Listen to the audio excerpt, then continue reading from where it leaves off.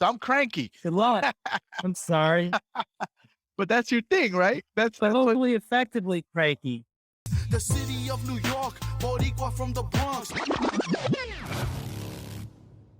I see you're also from the Bronx. I grew up in the Bronx. Oh yeah, where Yeah. whereabouts? Well, till July 14th, 1971, I was around Hunts Point, Elder Avenue, the Pastello Coffee Factory. It was Brucker Expressway. And then I moved to Coke City in the Bronx. Okay, cool. So you were in the Bronx long before me. Your experience in the Bronx may be very, very different than mine. Uh, You know? I was like in the South Bronx, and just like a side story. My father, I'm first generation American. My father, he worked at ethanol meat provisions out in near some prison in right Huts Point, Longwood Avenue, really bad neighborhood. And he wanted my bar mitzvah. He wanted to take me to a prostitute. What? By Longwood Avenue, there's these prostitutes. I mean, when later as I got older, I actually uh, drove over there to pick up my father, from work when I had a driver's license at 16, 17. And it's like, wow, thank God I didn't go for that prostitute. It was like a prostitute or Disney World.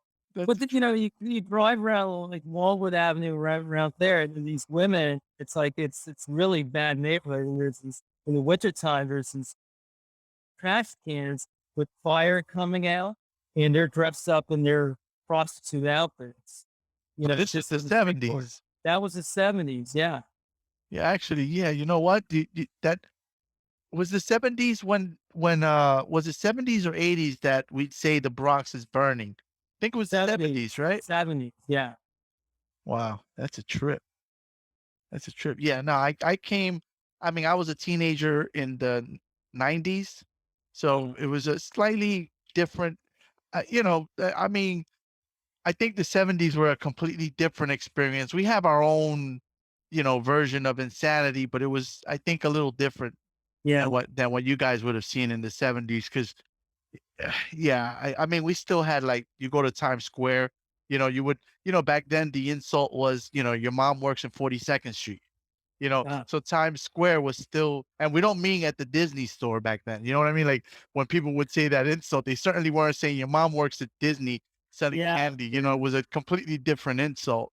Uh, You know, um, so you, you, you, your thing is talking about crankiness and how to use it.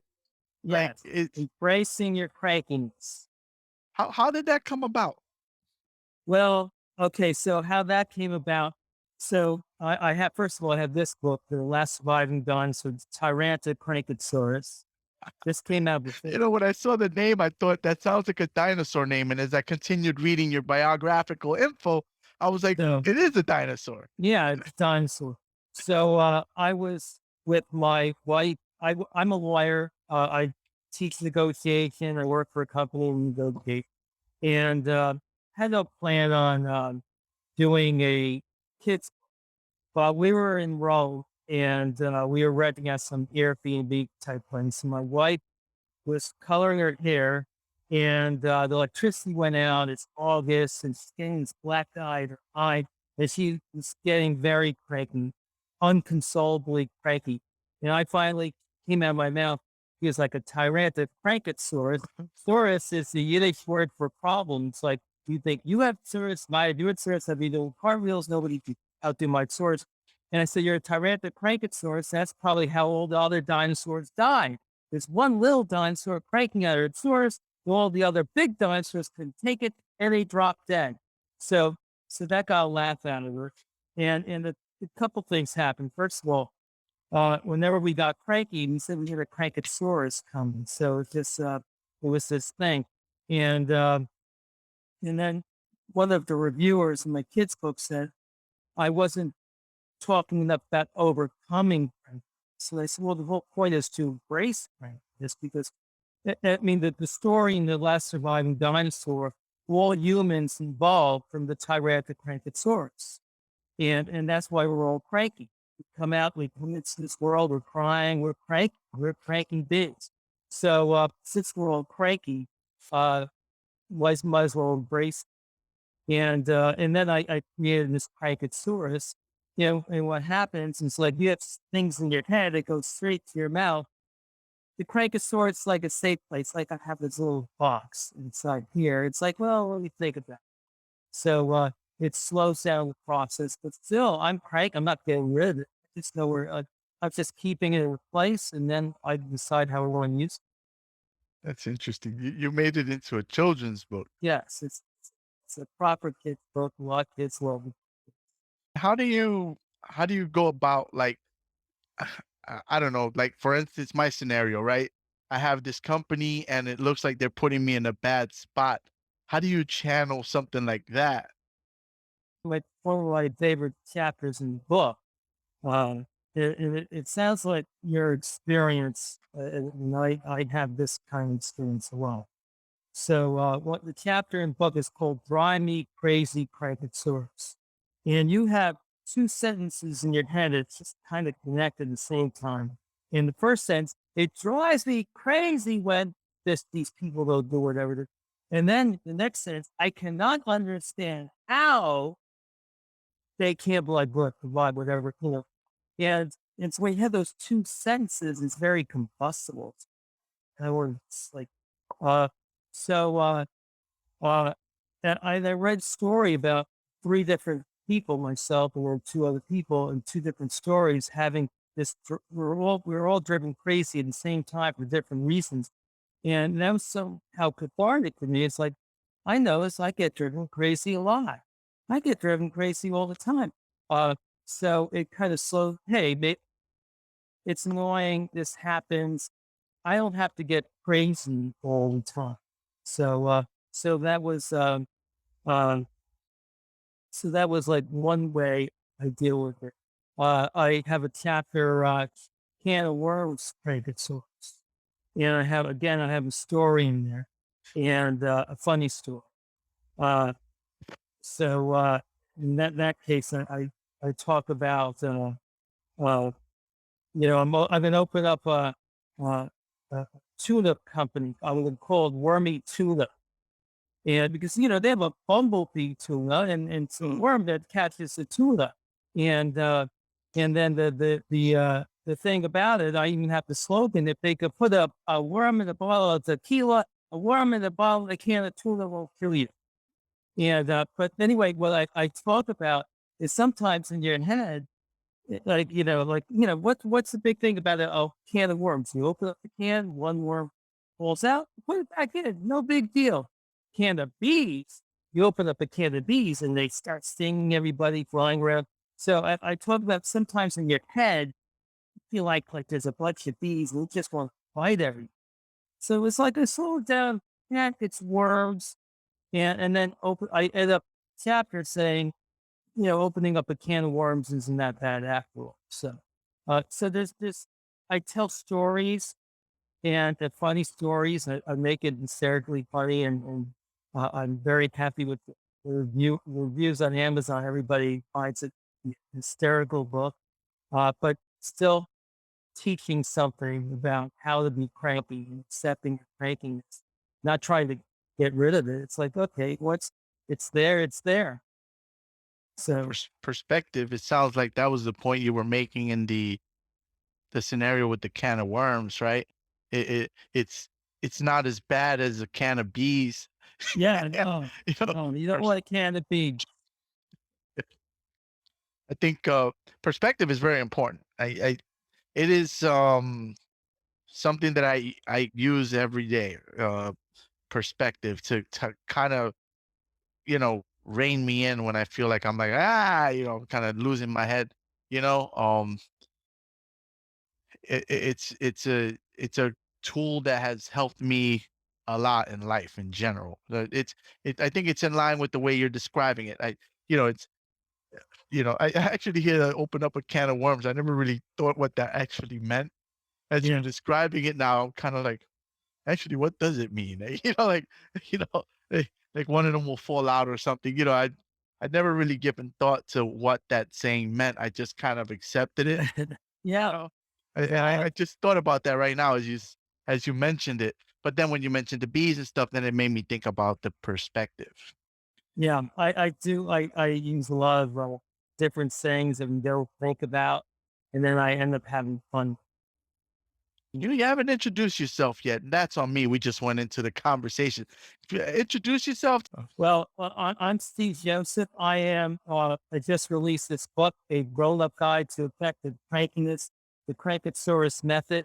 It follows my dinosaur book, Last Surviving Dinosaur, the TyrantoCrankaTsuris. I have a blog, StephenJosephAuthor.com, where I still write a lot of stuff on crankiness. It's can be like CrankaTsuris Method 2 that will be coming out.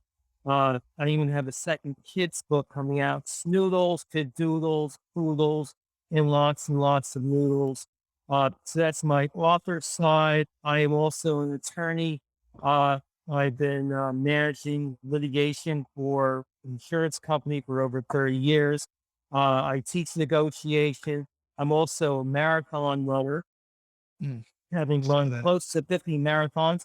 I got into New York City Marathon today, so I'm wearing my New York City Marathon little thing on my head. Been training, but yeah, I'm all about embracing our crankiness. uh, how do you I mean, it's slightly unrelated to the crankiness, but how do you manage to run so much and stay healthy? If that like in terms of injuries with your legs or how do you how do I mean, I know a few people who run marathons, but I could you said 15 or 50? 50, 50. I've Wow. run New York City Marathon 16 times, Boston 5 times. Yeah, I've done a bunch of marathons. I'm just lucky. I don't know. Well, two things I'm lucky. Also, I didn't start running till I was like 20. So I was not athletic growing up. So I always think about these track stars in high school, college, and they're just like their bodies maybe not really developed. So since I decided by the time I was 28 to start running, okay, my body's already done, and then I got into. And the other thing, I'm somewhat pain tolerant. And I have friends who get an injury and they stop. It's like one step forward, two steps back. And I really push myself. I listen to my body. And if it gets worse, I will stop. But I do keep running through different pains and they kind of resolve. So I turned 60 in a few months. And I did New York City Marathon when I was 40. I did it 4 hours and 21 minutes. When I turned 50, it was 3 hours and 17 minutes. So it was actually got older and faster. So I plan when I turn 80 to be up with the Kenyan. Of course, the slower Kenyans, not the fast, the super fast. I dig it. I dig it. Wow. That is one of my at some point I'd like to do that. Um I don't know how realistic it is, but it's something I always thought about, running a marathon and stuff. Yeah. 50 of them. Wow. I mean, the most I ever ran was 9 miles. Uh, That was my longest run. Even in the military, we didn't, 5 miles, we well, didn't do such long runs, but 9 miles and then I spent the rest of the weekend sleeping. I don't know if that's the normal result of a long run because 9 miles. yeah, no, I pretty much run 9 miles every morning. That's a basic run. Wow. Yeah. That's Then that's I that's get amazing. And you're fine, like your legs are okay. I'm fine, yeah. Wow. That's I did find a little like soreness in my knees, and then I started eating like these habanero peppers that are really hot, and that helps with inflammation. And once I started eating those, it's just like my knees are fine. wow. Habanero peppers. Yes, but they're very hot. So Wow. these are the tricks right here that we have to know. Maybe that's it. I have I have pain in my back, my shoulder, my ankles. Um, Maybe I need some peppers in my life. yes. And also have my friends stop bending my arm in the wrong way, in a submission No, that's not good. that's probably I'd say probably a contributing factor, you know. Mhm. Speak about crankiness, when you're doing something to try to be healthy and then you get hurt in the process, that's always Yeah, that's tough. that'll get you. So I'm out here trying to learn jujitsu to, defend myself, protect my family, and Uh, I got hurt. I actually have a tear in my shoulder well, uh from somebody, cranking it and um, me thinking I can get out of it and, you know, being unable to get out of it and then God, you know, it's like, life altering moment right there. yeah, I should have just done this. If I would have tapped, I know. Oh, life would be better. Yeah. So what's the second book about? So one's a child's book and one's an adult book, right? Is it It, also like humor based as well? well, a grown-up guide to effective crankiness, the CrankaTsuris Method, is the second book. It's the grown-up book. It's humor-based. It tells stories, but everything is written to make you laugh out loud hysterically, and also kind of learn how to deal with crankiness. Cool. I'm gonna You look know, them up because I I I I love laughing when I'm reading books, and people get surprised that that could happen. Have you ever read Carl Hyacin? no, You might want to check them out. It's novel. It's like mystery novel type of thing, but uh, it's a book that I've been reading in the subway and burst out laughing. Carl Heiss, Hiason. Hiaasens. Oh, yes, okay, got it. AAASEN, got it. So like literally have burst out laughing. Like I'm reading it and I just start to crack up and like to the point where people are looking at you like what's wrong with this guy? Like, but it's just hilarious to me. Like his books are so funny to me. I mean you probably appreciate it because it sounds like you have a good sense of humor and you appreciate Yeah, current yeah, writing, I would, you know, yes. um, you might appreciate his books. Him and Christopher Moore are 2 authors that I find make me actually laugh Okay. reading their stuff, particularly Carl's work. Like, I'm a big fan of his stuff, but I'm always on the lookout for books that make me laugh, you know? Oh, this book will make you laugh, and also it's an audio book, and there's a professional actor who does phenomenal, and he cracks me up, uh, reading it, and it's interesting when you have somebody do your book, as an audio book, Mm, because, It it it's I'm listening to this book, and it doesn't sound like I wrote it, like, and even stuff like, when you're an author, it's like, "Yeah," and I like they're all your kids, and you like something better. Uh, but even like, "Wow, that's funny." It's like, and I didn't even I would that wasn't my thing before, but, yeah, there's an audiobook too that's hysterical. mm. It's almost like you're becoming a spectator when somebody else does it.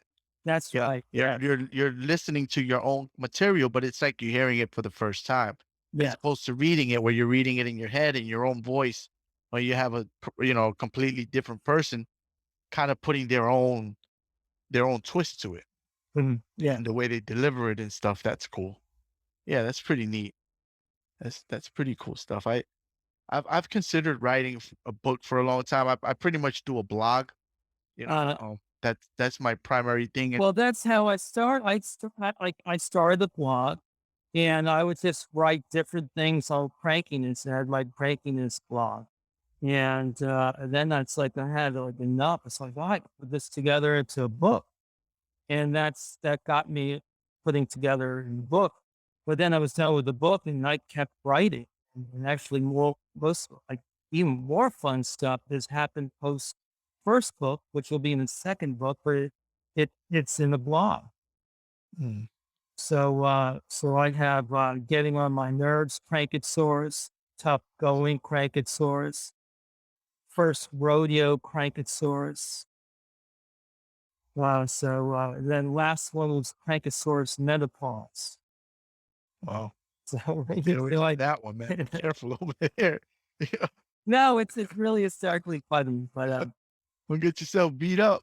no, it's actually any woman reading it, it's like, yeah, that's the, it's good. You have to read. Cool. Very cool. Yeah, I'm definitely gonna look into it. I really do enjoy reading funny stuff. You know, I'm like I said, I love Carl Hyacin and Chris Moore. If you could check those guys out, the first book I'd recommend is Sick Puppy. That's the Thick title of book. it, Sick Puppy. That's the Okay. first one that's what got me hooked. Mm. I had my wife try it, and I don't know, she kind of was okay with it, but I don't think it impacted her the way it impacted me. But I Okay. also, yeah, she's nodding, she didn't take to it the way I took to it. But I also have a different sense of humor where, I find certain things funny that maybe other people may not find funny. you know, um, it's kind of that kind of that I give you an idea of, like there's a dude that gets run over by a tractor, right? Uh, Now, I don't know if there's anything really funny about a dude getting run over by a tractor, but once you read the book and you see who this dude is, you'll find it funny that he gets run over by a tractor.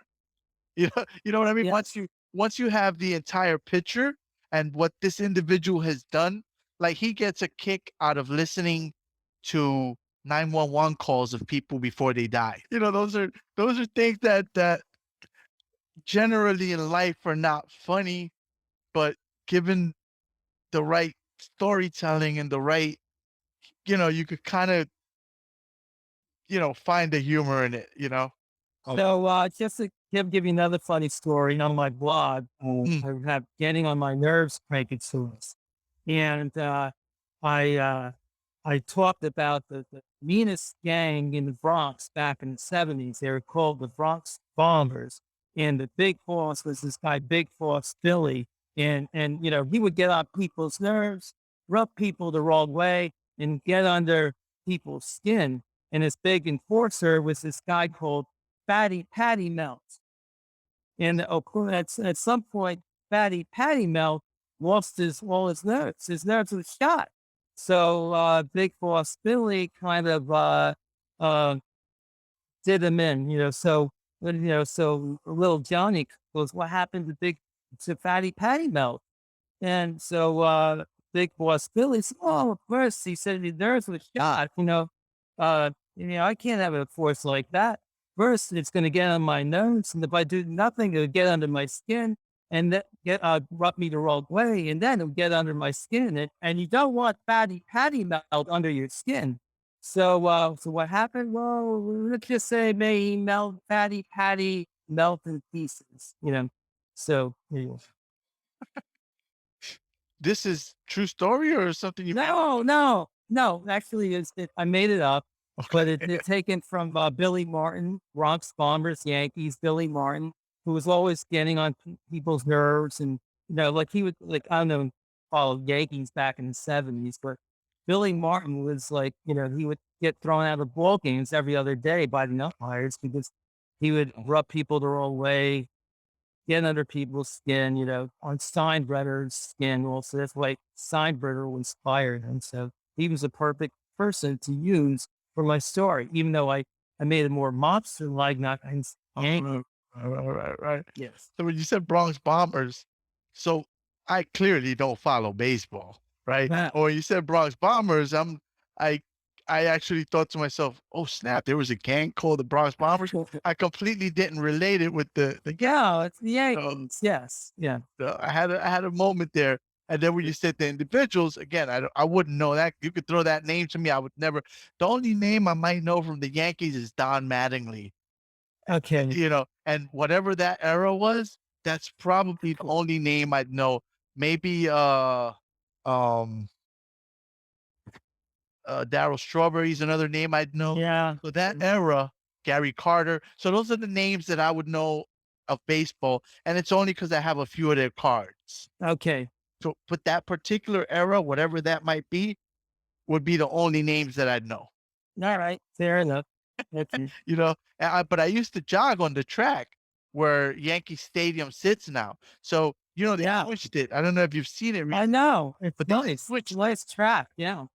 Well, that track before used to be where the original Yankee Stadium was, and the track used to be where the new Yankee Stadium is. So I used to run on the original track, and I'd always hear the games.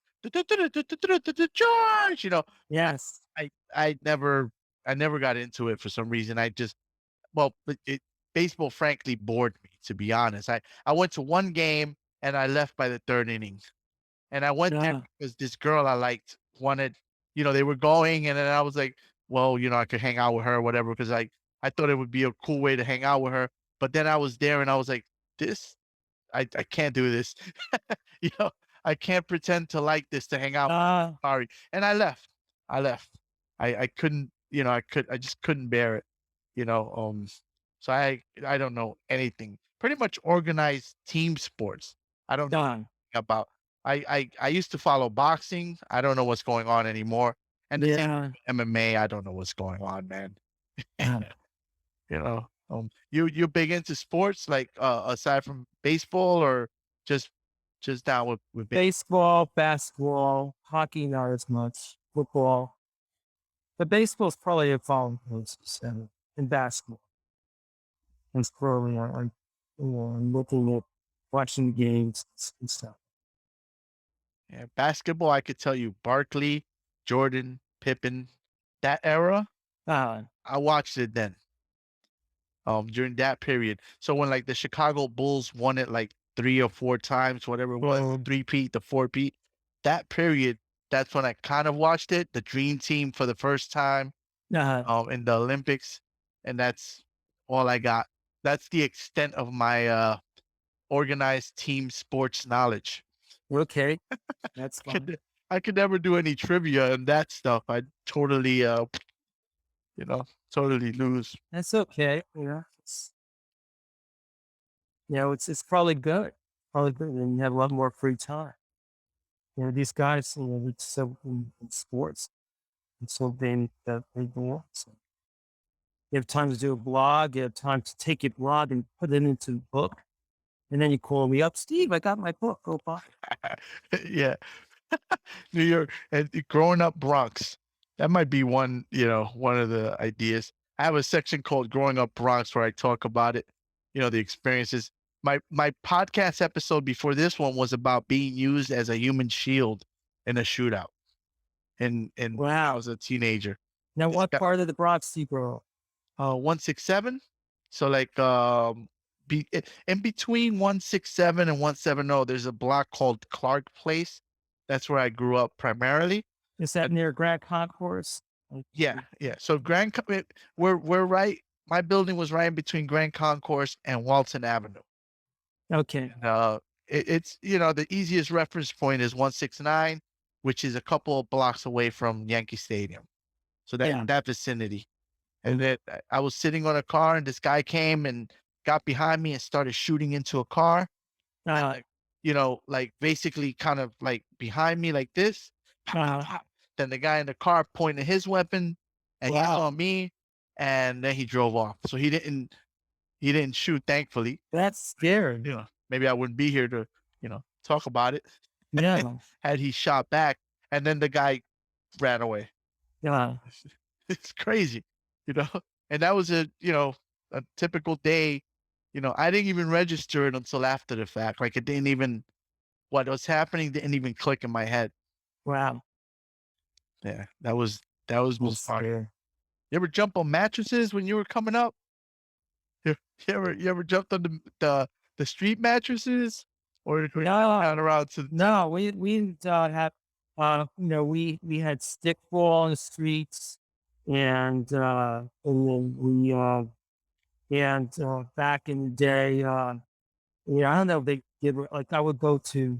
I mean, I always like found this funny. We would go to bat day at Yankee Stadium. We would sit in the bleachers, and we were all like these cute little kids. So get a bat, go back to seat, and then go up to the usher or the ticket guy. I didn't get a bat. And you get another bat and then bring back the seat. And then you go up to another ticket guy. I didn't get a bat. You get another bat. And then we're leaving the stadium. All of us have like 8 bats each. We have all these bats, which, basically you think about it, is that they're handing out weapons Sure. in the Bronx. Like, they're like weapons. And sure enough, we're going into the subway and a gang came by and mugged us and they took all our bats. That's weird because like you could use the bats to stop them. Yeah. Oh, Yeah. n- But they came with the bats to take the bats they and got the they knew, jump on they knew how to use the bats. They're an expert. expert batters. Yeah. Yeah, that can happen. One would argue that that could have been karma coming after you for uh for jacking them from all them bats. That's it. Yeah. You know, Then maybe some other kid didn't have a bat. He came in late. Sorry, we're out of bats. Meanwhile, I'm sitting there with my 8 bats. Yeah. but this is his human nature. If you can get away with it, you're gonna do it, right? I mean, if I can get a bunch of bats and, I'm pretty sure I'd do it too, you know. Yeah. But yeah, I mean, I wouldn't be surprised if I got jacked afterwards. I mean, I got jacked for everything when I was growing up too. So, people in Halloween they stole my Halloween mask. You know, I mean, people try to steal my sneakers. Like, what's up with that? Yeah. you know, you know, No, I've done stuff like that still. yeah. What's up with that? I never understood that, dude. The thing is on my face. I'm breathing into it. You know what I mean? Like it's a mask and you're stealing it. Like I just never, years later, that guy found me on Facebook. He said, "Hey, yo, you that guy that used to be in Clark?" And I was like, "Yeah, man, who's this?" He's, "Yo, it's Crazy Eddie." I was like, "You stole my mask, bro." You know, like we weren't friends back then or anything, but I knew his name, you know? So when he gave me his name, I was like, "Bro, you robbed me, man. You took my mask." He's like, "Yo, I'm sorry about that, man. We were kids." Yeah, yeah. That's the response I get from most of these guys that terrorized me in my youth. We were kids. Yeah. We were kids. I remember like taking air out of tires. I mean, I did Yeah, really yeah. bad stuff. We all did we broke some car windows once. I guess we're well beyond any statute, with the spark plugs. The spark Oh, plugs, if you hit a window with spark plugs, it basically turns to grain. It just oh, disintegrates. yeah. So we were riding our bikes and this guy came aggressively and almost hit us. Uh-huh. So we followed him and we saw where he parked and we waited. And when he was away, a decent amount of time, each one of us covered a window and we all had these little, the porcelain and the spark plugs. If you break the spark plug, that little kind of glass thing, you go like, "Ping," and it's Oh, so we wow. each took a window and we completely wrecked all his car windows. And then we got on our scooters and bikes and we dipped, but he deserved it. That guy was driving very aggressively, against some kids. So, you know, Yeah. Okay. All right. Good. he was like, you get the hell out the way, and rah, like he tried to hit us. He sped up. So Yeah. I got something for you. We just followed him and we waited. We saw him like, "We'll get you." And we, turned turned his windows to dust and then we dipped. Okay. Well, that's good because that guy almost hit me too. There you go. Yeah. You know, I that was that remember was that guy. that's how we expressed our crankiness. We took his windows, and we cleaned up the neighborhood too. We had like a prostitution location and where all the drug dealers were coming and stuff. So we waited for a bunch of people to go in and Uh, we threw some M80s in there. uh, And you know, I mean not at the people, but into the hallway uh, that was separated by a bunch of little rooms. So they had all the little rooms where the guys would go in and do their thing with the ladies, and there was a hallway. So we started throwing M80s into the hallway. no. Did that enough that they kind of shut the spot down. Mm. So we were also fighting crime, It's good. It's good. in our, Yeah. I want to thank you for coming on. Check But out my website, StephenJosephAuthor.com. A lot of in the blog, it's a lot of funny stuff. It's a blog about crankiness. That's all I talk about is crank, but it's stories. It's hysterically funny, and you go, yes. do you use social media as well where people can connect with you? Well, I have a Facebook page, Stephen Joseph Author. I have an Instagram. Where I have a lot of followers, but I really don't understand Instagram, but I do have followers on Instagram. I have a Twitter account at CrankaTsuris, but again, I don't understand, just because maybe because I'm older, but, and on LinkedIn where I post to us. Awesome. So, but, the blog is the place to go where you get a lot of stories and you get to preview either the current book or the book in the upcoming. Awesome. Cool. It's been a pleasure talking with you. Well, same here. Well, thank you, and you have a great day. Good luck with your project. Oh, man. Ah. Yeah. Awesome. Thank you. You take care, okay? Okay. Take All care. right. Bye-bye. You are listening to the NYC Talking podcast. www.nyctalking.com. Please like NYC Talking on Facebook. Please follow Angel R Talk on Twitter and Instagram. We are NYC Talking, the realest lifestyle blog ever. Thanks for listening.